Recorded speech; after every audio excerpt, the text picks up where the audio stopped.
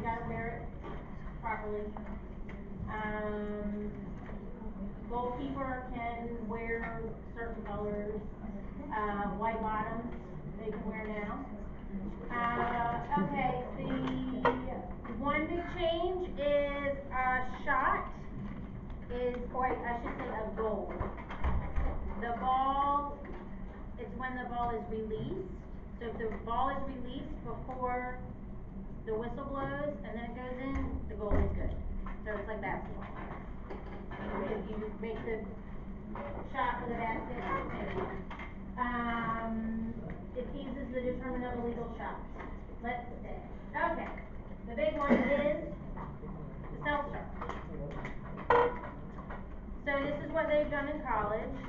If a player is fouled in the midfield, anywhere outside of the critical scoring area, everybody knows what the critical scoring area is?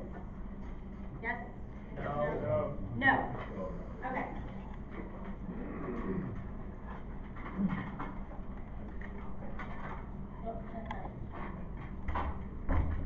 Okay. So this whole area right here, I'm sorry, from the 12, the band to the end line. So any foul inside, use that stick there. Yes. So any foul, if the end line is down here, any foul that occurs in this area, this is the critical scoring area. Okay? So any foul outside of the critical scoring area, so it could be over here in the corner, it could be in the midfield, it could be at the center circle. Any foul outside of that area, the player who gets the ball may self-start. As long as she's in the same vicinity as where the foul occurred, I think it's a stick and a half away, she gets the ball and she stops for a millisecond. She has to stop, she has to be in what's called a settled stance, meaning she's gonna play. And just put Both feet have to be on the ground, she has to stop, and then she can go. She can also wait, because we're still, as officials, gonna tell the player who is the fouler, the offender, go 4 behind, go 4 away, wherever they're supposed to go, that player needs to move.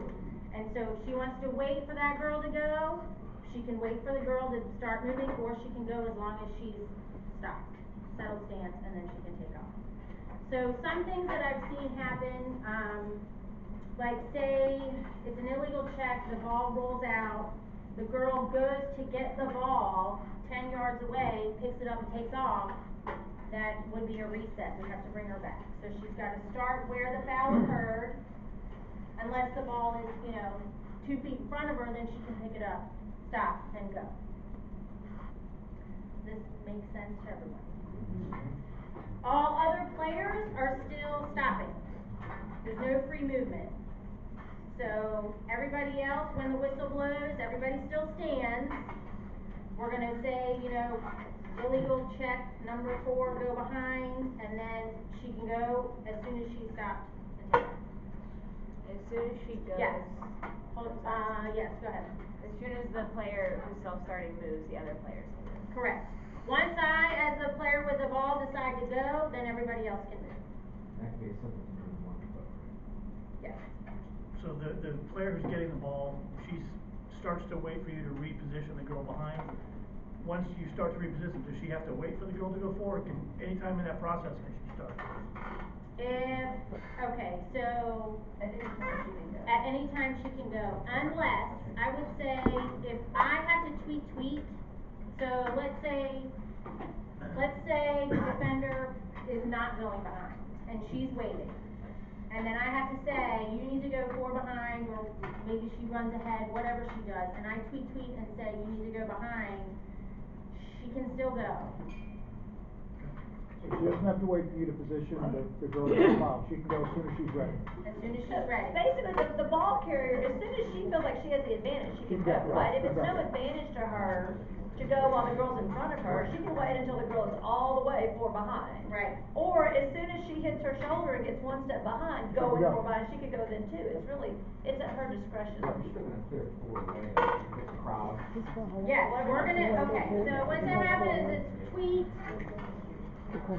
She's gonna get the ball, I'm still telling everybody, you need to go four behind, everybody else four away. Now, if she chooses to wait, she can wait, it depends on, a lot of it depends on where the foul is. If she's by herself in the midfield, and she's gonna take off and go. If she's in the middle of a scrum, she might wait for everybody to start moving away and then go, but it's really up to her. And her, so when she goes, it's once she takes a step, then everybody can go. Or passes, once she passes or takes a step, because a lot of times if they cradle, that's not considered going. What about, We'll get to that. All ages or just high school? This is all ages. That was my question, is it U11? I'm pretty sure it's everybody. Yeah, 'cause I never saw specifically. I have asked, I looked at the youth rules and it's all down there, but I have not heard back about the checking, but we'll get to that. What about, But is there a this is all- time, is there a time limit, like last 2 minutes of that? There are specific times that you cannot do it, and we'll Yeah. go, well, we'll go there. Okay, so, it said, here it is, this is the new, all of these things are on the website, on the US Lacrosse website, and you're gonna put stuff up, do you want me to send these to you? Yes, please. Okay, I mean, I have it, but if you send it to me, then it'll be okay. okay.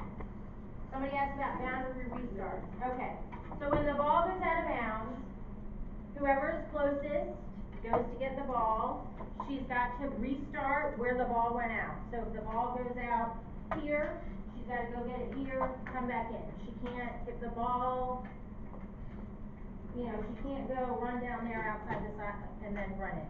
So it's like a gate, you gotta go in and out where the ball went. Once she comes in, she's free to go, as long as she stops for a second and then goes, it's that settled stance again. Cannot throw it from out of bounds, so she's got to be in bounds. If she throws it from out of bounds, it's a reset, we bring it back and start again. If the goalie is in her goal circle, and she's the closest player to the ball, she's gonna get the ball in her goal circle, and it is a whistle start. That's kind of the. So it is a procedural penalty if they throw it from out of bounds and it's gonna be on the team? No, it's just a reset. We're not gonna penalize them. So my question is, which I know a lot of the leagues, like the youth leagues, started playing with some or most of the rules for fall. So there is some knowledge of it. At what point in the season is it going to become, I mean, relatively, but, is it gonna become, that was a false start and a change possession versus just, oh, no, that's not a self-start. Well, they're very specific. They have said that we're supposed to be lenient. We are going to. Like, I thought we were lenient all fall. Like, I don't think that there were really false starts called this fall at all. So, like, are we gonna be lenient the whole season, or is it gonna be, From what they say, because they wrote it. and I guess that's really, I'm asking that more as a high school question than a youth question, but. Andrea, you talk about false starts moving before you hesitate? Yeah, so like, so I've got the ball and my defender behind me, because this is what I saw a lot happen, like, the girl with the ball hasn't moved yet, but then everybody else. You're talking about the defender. Are you talking about the defender or the Really both, but mostly the defender, like, Okay. like they start moving, but the girl with the ball hasn't moved yet, like, at what point are we gonna be like, okay, you should know this by now? I'm pretty sure you could delay a game card. See, that's always been the rule, you can't move to the official goal, so that shouldn't change. No, it doesn't, but they're just confused when they can ball start or not, and so. The question is whether that's considered a false start. Well, or the offensive player, right? So like, we're in the last 2 minutes of the game, and it's not a self-start anymore, because it has to be a whistle start, and she false starts. Like, are we just gonna be like, no, that wasn't a false start, go back? But I don't know if it's considered a false start, like we haven't gotten that yet. is a false start, I think it's just a reset. In college, it is a false start. That's I what I think thought at the it high school was. level, they're not being that. Anytime it's a. But it could be I know more. clocks. That is, we haven't heard yet. Can I ask this question? Yes. Just to be clear, so the self-start said that if the game clock is stopped, if it's in the last 2 minutes, or in the clock stops on a whistle, so then there's no self-start in Right. the last, okay. Yes, so there is,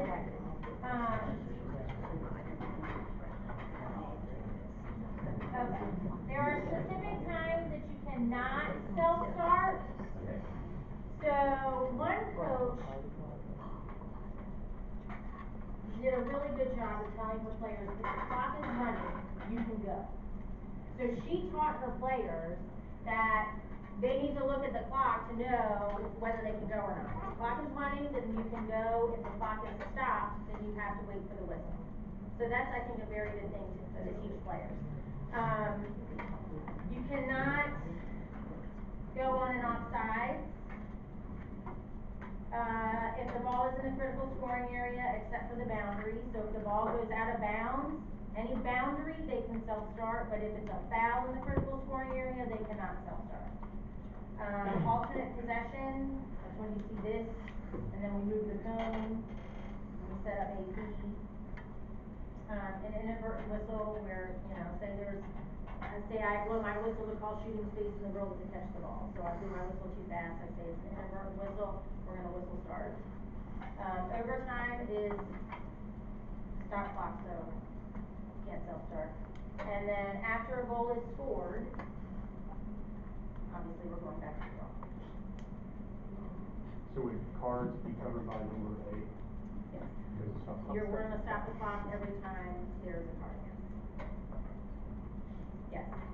Just to be very clear, in overtime, there is no self-start. No self-start. I know it says it there, I just want to be absolutely clear. Absolutely sure. Why did you change the rules for overtime? Because overtime is a stop clock. Okay, so some of your youth leagues don't do stop clock, right? So like, even though, Remember, this is high school. This is high school. but like even I don't know even where like on a overtime yellow rules is. card, like the official still says for the clock to stop. Now in your league, whether it officially stops or not, the official has technically stopped the clock, so on a yellow card it would still be, and same thing in overtime, right? Like even if the clock doesn't technically stop because it's not high school, it would be a stop clock, so it would be a whistle, right? I mean, That's clear. Did anybody think of that? Like most youth is running clock. yeah, but not all youth rules follow, like not all youth leagues like directly follow the youth Right, but if right? you look at the rule book, it says that they Running play clock. running clock. Yeah, but if someone's card is a clock stop, it's still a card. Right. That's start. Yes. But, do you have like a scoreboard? Yeah. Okay.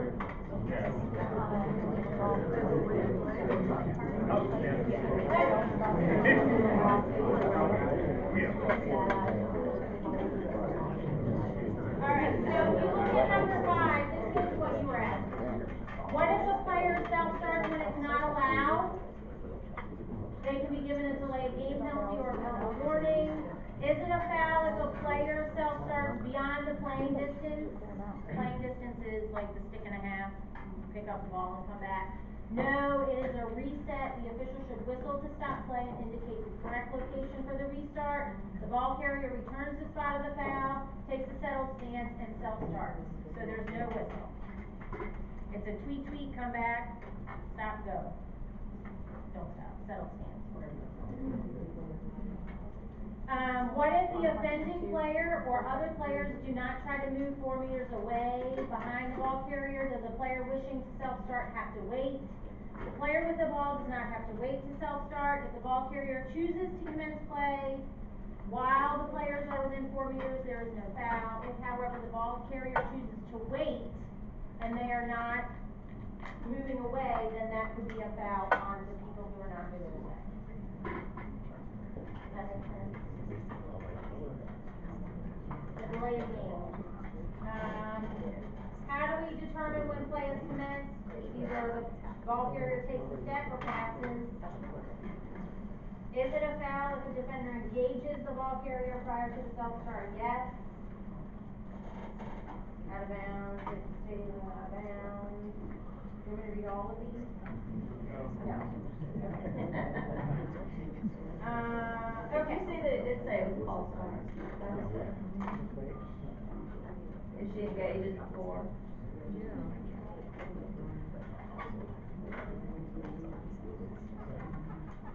Question two.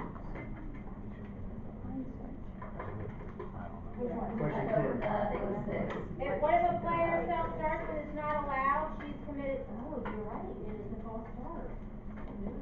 Okay. All right, I have a question on so, let's go back to that, yes. that.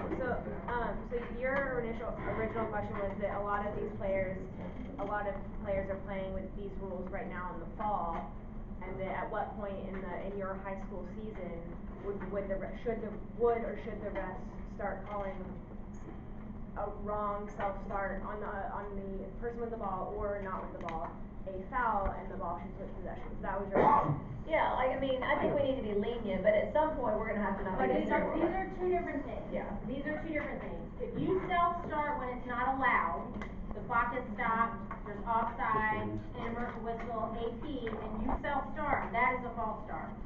That is a change in possession. If you don't go in your settled stance or you start too far away, that is a reset. We're gonna bring you back, tweet, you gotta start here, now you can go. You see the difference? Self-starting when it's not allowed is a false start. Self-starting from the wrong place is a reset.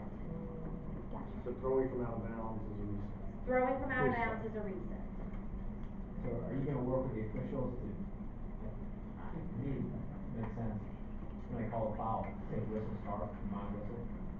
We, have been taught to either, we will do our best to try to tell them it's on my whistle, on my whistle, on my whistle, but we're not to tell them to go or you can play, because then it sounds like coaching and then we get in trouble. So, I have been known to be like, it's my whistle, don't go, my whistle, and I do my best, and we will teach the officials that you've gotta step in and be big and say, it's my whistle, so that they don't, because that, nobody wants that to happen, that some girl takes off, but it's been okay. Many times, we've talked about captain's meetings, the goalie was in a captain's meeting, and I looked at her and I said, if the ball is in your circle, it is a whistle start. Yes ma'am, sure thing, 10 seconds in, she's got a goal circle violation, and I'm counting, and I'm ready to blow my whistle, and she hucks it up the field, and I'm like, why would you do that? I gotta bring it back, it's a false start, and now there's a free position on the 8. Terrible. So if it's in the circle, it's always a whistle? Anything in the critical goal scoring area, circle. yes. Any foul in the critical scoring area is a whistle start. So make sure you tell your players, if you're on the 8, if you're on the 12, it's a whistle start. If you're on the dot, it's a whistle start. If it's in the goal circle, it's a whistle start. So the leniency is really not on the self-starts that are not supposed to be self-starts. So like, let's say, you know, I have girls that don't play fall ball because there's not any in my area, and the teams I play don't have fall ball in their area either, so most of the teams I'm gonna be playing aren't playing these rules until February. Right. So like, the leniency, is it like, okay, the first time my goalie does that because she's anxious and she's hearing all this self-start, are you gonna call the, you know, like, If she self-starts, when it is not a self-start, it is a penalty. so if it's not supposed to be a self-start, period, it's gonna be called from the very beginning, no matter Yes. what. But if it's allowable self-start and it's, you know, she doesn't get into the stance, or she doesn't make it all the way inbounds before she throws the ball or something like that, that's a reset. That is a reset. Okay. Yes. Because in doing this in college, we got in trouble. Because it was like, oh, you're gonna be lenient, and then all of a sudden it was like, you're not gonna be lenient anymore, and then here we've done 10 games, and now we're switching it up, and so everybody was confused, people weren't doing it right this way, so I think if we're consistent from the beginning, and as officials, when we have our coaches, captains meetings, we're gonna talk about this, like, remember, this is when you can self-start, this is when you cannot, and I think the running clock, at least at the high school level, cause there is a scoreboard, and everybody can see the scoreboard, the players should know to look up and if I'm running, I can go, because if we had this situation happen too, that the clock was supposed to stop, it didn't stop, and I could correct that. I could say, listen, he didn't do what he was supposed to do, so we're not gonna penalize this player, because she was taught, when the clock is running, you can go, which is essentially, that is correct. So that was a little bit mixed too, but, anyway, okay. So then, now we have the penalty zone. This is the penalty zone. Yellow shaded area. So anytime there is a foul set up on an 8-meter hash, any one of these hashes, any hash, that whole yellow shaded area is cleared. So there's not gonna be anybody down here anymore, there's nobody here, everybody has to move, everybody should have a hash here on their goal line extended to below the dot. The area. That whole area, these are the dots below, just below the goal line extended. So that whole area is cleared. If you have, let's say the hash, this is the hash we're setting up the foul, and she and I are in the 8 together, and I'm the defender, and I'm marking her, and we clear out, I get the hash mark as the defender. On both sides. On both sides, as long as I'm in the right place. If she is closer to the hash, and I'm over here, easiest way for me to clear out is here, so I don't get that hash. The only time the defender gets the hash is if she is in the right position with her attacker. Does that make sense? What was the motivation behind broadening it? The whole penalty zone, Yeah, it's the low shooting space call, the girl gets pecked in the face. Yeah. Because one, they're not looking, they're turned around or whatever, or the coaches have been known to teach their players to jump into that space. Shocking, I know.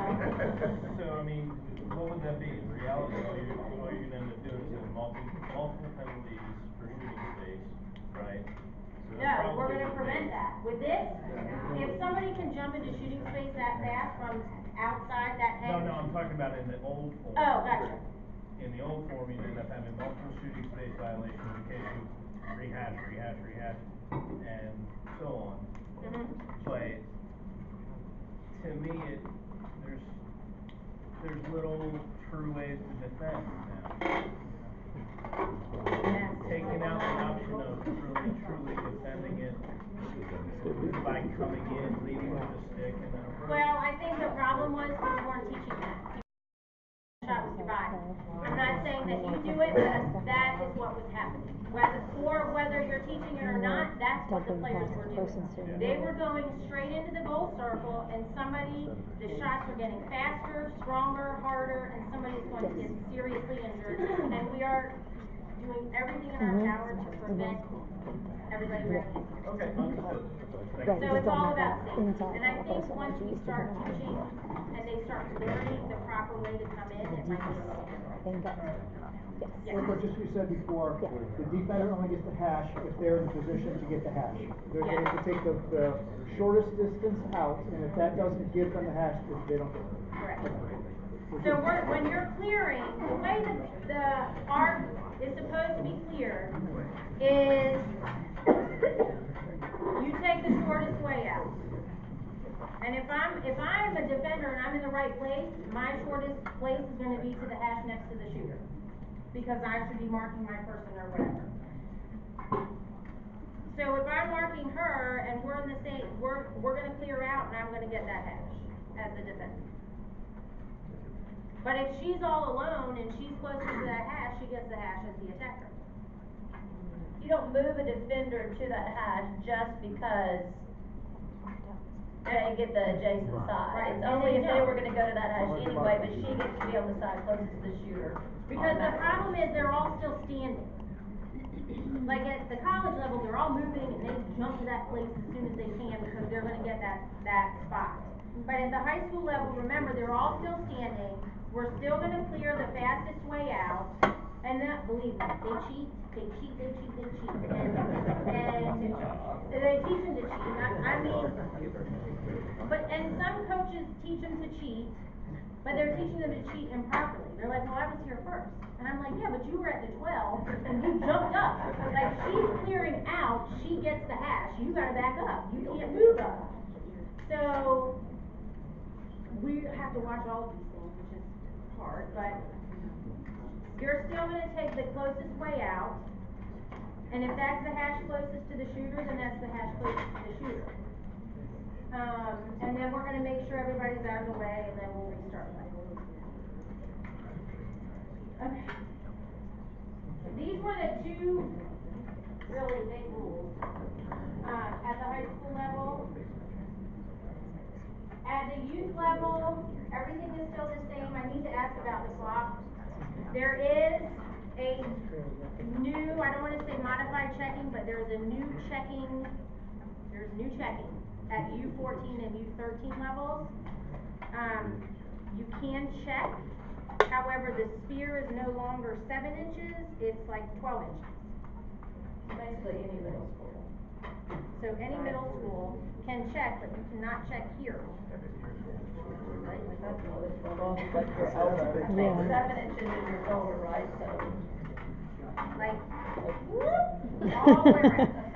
And I did ask about that, US Lacrosse is talking about this today, or not today, this week, and she's gonna send me a supplement about the checking, because I don't, they threw that in there, and I don't know anything about that. We didn't do it this fall, because it didn't get good. Well, I said, don't do it because I don't know what to tell the officials, and I don't want to teach them wrong. So, that'll be interesting. So basically what they're saying is someone's holding a stick way out back, supposedly, we're gonna be able to check it even if it's above the shoulders, as long as it's an extended stick out. Right. And high at an angle. Yeah. I don't know if middle schoolers know what 12 inches are. That's the only thing, I like the shoulder was easy, you know? You have to, so you can't just be like, you have to cradle. Yeah, right. And they do, so those would be the kids you can check, the ones older. Yes, in the back. So if we're looking at checking how far the sphere is that also gonna count for your cradling in your sphere, or is that completely different? That's completely different. Cradling in the sphere is, because you're not gonna teach somebody to cradle out here. Right. But I would say cradling in the sphere is still the 7 inches. Because, I mean, that's clearly cradling in your sphere, but I mean, I don't know, they could change that too, I don't know. I'll get back to you on that. That would be crazy, could you imagine if this was cradling in the sphere? Oh, that would be fun. Those were the big ones. That's it, everything else is uniformish stuff. Any other questions? Yes? I had a question about the self-start, so like, in the past delay of game usually always goes to the defense because they're not moving 4 meters apart away, they're like purposefully delaying the game. What if there's I don't know, I say attack, whoever has the ball is not self-starting? Then we would use our whistle. So I guess my question is there like, are you counting in your head, is there like what's the time frame as to when it becomes to, you would blow your whistle? Oh, I'd give her maybe 3 seconds. Sorry, Like 3 seconds. Or do you just I'm not gonna give her a long time. Like blow it when the defense is set up, and then blow it. Right, if she's waiting, and now that, like, she could be waiting for the defense to go behind. So let's say the defense goes behind, and we're standing there and I'm looking at her, and she's not doing anything, then I would go tweet. Okay. And then it would be, she would either have to go on that whistle, or would that be a foul? Well, as soon as I blow the whistle, everybody can move. So if she chooses to stand there, then she's gonna get in trouble. If you're repositioning defense, or they're self-repositioned, you're gonna blow the whistle to start after that, right? No. No? Okay. So once I say, say she says wait for them to go behind. I'll say, okay, great, go behind, and then as soon as she goes behind and she's stopped and she's in where she needs to be, I might be like, okay, go ahead, it's on you, making sure everybody's away, and that's what she's waiting for, then she can either go, a lot of the, honestly, a lot of the times the players don't know, they don't, the coaches are yelling at them to go, they can't go, the players are yelling at them to go, and, or they're like, don't go, and she could go, and it's all confusing, so I would teach your players to look to us, like, cause a lot of times, once we started getting into the season, they were like, can I go? Do I have to stand here? Am I A allowed lot of to the go? officials are just saying, this is a self-start. Right. But we should just be blowing our whistle instead, I mean. I in would- tournaments and stuff, that, we heard that. I would blow your whistle. Because then, you know, Then everybody knows. less you talk. My whistle, I point to myself, I'm like, but that's probably the best. And Lord knows we'll get confused too, yes. Two things on that, one, I'm gonna teach my players to look at the refs and say self-start. Yeah. And as soon as you say yes, then they know when they go. Yes. Second thing is, I don't know if you guys can address this, so I have some players that wear helmets. Okay. And.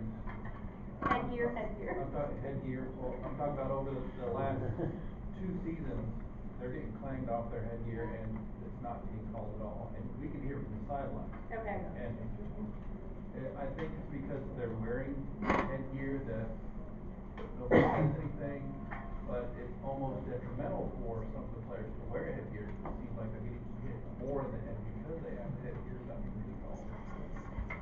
Okay, 2 comments on that.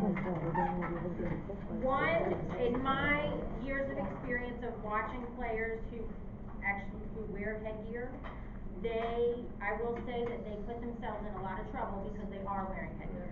So, in that situation, I would have to see whether she's taken herself into the beehive. Like, if I'm a defender and I have my stick up and you run into it, and maybe there's there's headgear to stick contact, it might necessarily not be the defender's fault. So I would ask that you take a good look and make sure she's not putting herself in that way, because they do wear the headgear and they're like, oh, I can, shimmy on in there, and then they go in, and then they're really whacking themselves. And that happens with kids that aren't wearing headgear either, but we will make sure, and I can address that at the officials meeting, like, let's make sure that just because they have headgear on, we're not allowing them to get clobbered, just because they're wearing headgear. It's not just the team that I coach, I see it with, the opposing players too, that Right. they're getting clanged off the head, and I'm like, watch that shot on my players, and it doesn't get called. Okay. Yeah. That's good feedback. Exactly, check to the head is check to the head. Regardless. Yeah. Well, it's like the goalie, when the goalie comes out of her circle and everybody starts freaking out, and everybody's swinging at her because she's got this big helmet on, it's still a check to the head, or it's still a slash, just because she has equipment doesn't mean it's a free for all. So we'll be sure to address that. What would you call it, though, if the player with the headgear was going on and doing contact? I would have seen that probably called in the past, but. That's enforcing through. Yeah. So if I'm an attacker and I run through a double team and I check, because a lot of times the girls are like, did she check me in the head? And I'll say, no, you ran into that. You caused that stick to go into your body. But we have a hard time calling that. And I think it should be a point of emphasis. Maybe I'll write that down. Did anybody else have any other questions for Veronica? Yes. Is there any talk of us ever maybe going to soccer or hockey rules where I think every coach can relate to this, where how many goals have you scored that have been called back on a defensive penalty, or a momentum change has stopped, and we didn't lose possession, but there was maybe a call for a high check, but the girl never lost possession, and momentum killers that just happen, but you're not So you losing mean the possession. officials not using the flag like they should? Exactly, so just raising, letting them There is a run, letting flag. go, okay, let them play, let them Yes. play, let them play, let them play. I see it on the boys' end, but on the girls' end, it's just Well, okay, Coach, so I'm you gonna go to high be. school. I You're coach a youth coach? Okay, so when I was training, the hardest thing for officials to do is to blow the whistle. So I always taught them a free position hash is not a disadvantage. It's not. If I'm blowing my whistle because the girl is getting clobbered at the 8 and putting her on a hash mark, yes, it took away her momentum, but she's still getting a free position. Sure.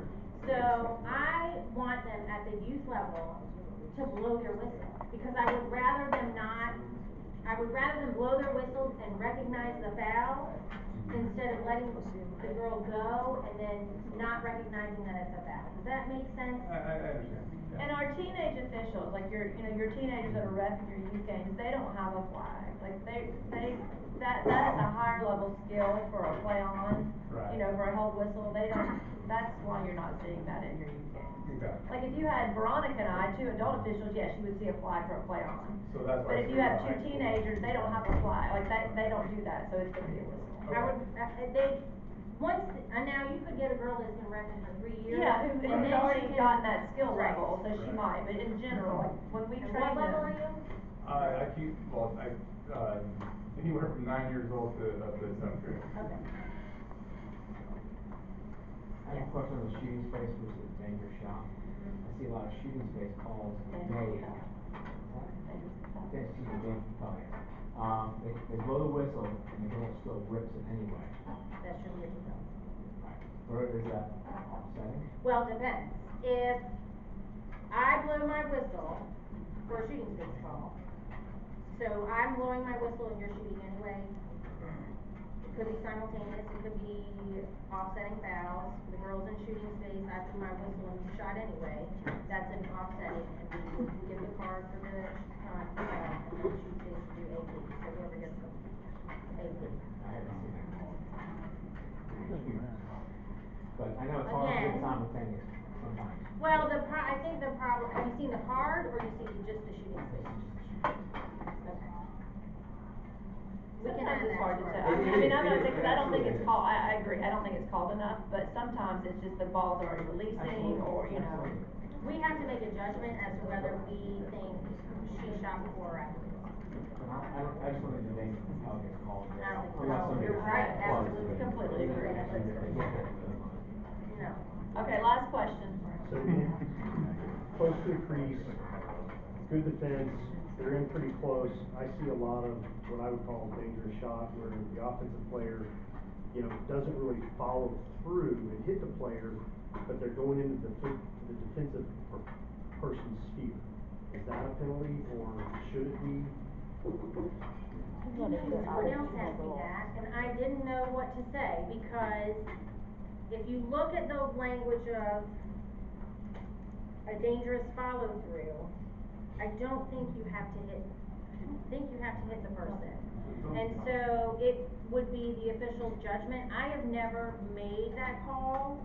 I know that people want that call, so. But you can shoot safely and a finesse shot, over somebody, and I think a lot of coaches think that should automatically be a card. But I also agree it's probably not. It's probably happening and not getting called, but it does, just because the defender is there and she shoots doesn't mean that there was automatically a foul either. Agreed, and I usually see, like I said, really around the crease, cause it tends to be closer quarters. They're Right. on, and it's, and they're just kinda dunking it right over their head, but I'm going into their sphere. Yeah. I can't not go into their sphere. It really is. Let me get back to that. It's very difficult to not go in the sphere. It is difficult not to go in the sphere. She's not hanging it in the sphere, because that's the foul, you can't leave it there. Of course, you can't go through the sphere anymore to make a check. I don't know, let me ask about that. It could be considered a dangerous play, which you could card, or you could just say, not gonna allow that today. Or you could say in the sphere, right, but that is like defensive. I know, yes, we'll talk about that. Yes. So going off the dangerous shot, last year during our season, when one of our girls took a shot on goal and it hit the goalie in the helmet, that was considered a dangerous shot. Yes. So she got a yellow card for that, which I agree with completely, 100%. I think that puts the goalie at risk for a concussion. That's a really hard ball to hit your head. Right. But then during the summer, I had a rep tell me there's no such thing as a dangerous shot, there's only such thing as a dangerous ball. So I just wanna be clear on what the rule is. Okay. So at the high school level, Because she ended up getting another yellow card later in the game, so I mean, that's a red card, and she had to sit out the whole next game. alright, so there's two things. The dangerous shot this is high school level. Yes. It's not automatic, it's not a yellow card. So she did not necessarily have to be carded for that. It could have just been a foul against the law. At the college level, they have taken out the dangerous shot rule, but it's still there at high school level, yes? Yes. So she could still be called for, but it's not a mandatory card. They could have thought that it was dangerous enough that they needed to card it, I don't know, but it's not. What is a dangerous shot then? A dangerous shot is an attacker shooting at the goalie. There's precision, power, force, all of that depends on how far away she is. If she's the goalie and I'm right here and I whack it right at her face, that could be a dangerous shot. If I'm in between the 12 and the 8 and I fling it and it hits her in the head, I would not consider that a dangerous shot. But it's based on where you are when you take the shot. Like if there was one player who was a lefty, she could fling the ball, and she ran right up to the circle and she just went blank. And it like went right into the goalie. That is different than Clearly. right. As opposed to I'm at the 8 and I take a shot that happens to hit the goalie in the head, and I can't aim. Like she is the goalie, she is in there, she is going to get hit with the ball.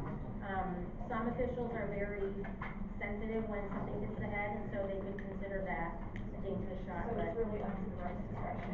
It is. But it's not a mandatory card. But if she decides to give a card, we can't find it. Right. It's up to his or her discretion. Yes. Thank you. All right, so, thanks, Veronica. Always very receptive to questions when you have things, so you're welcome to, email your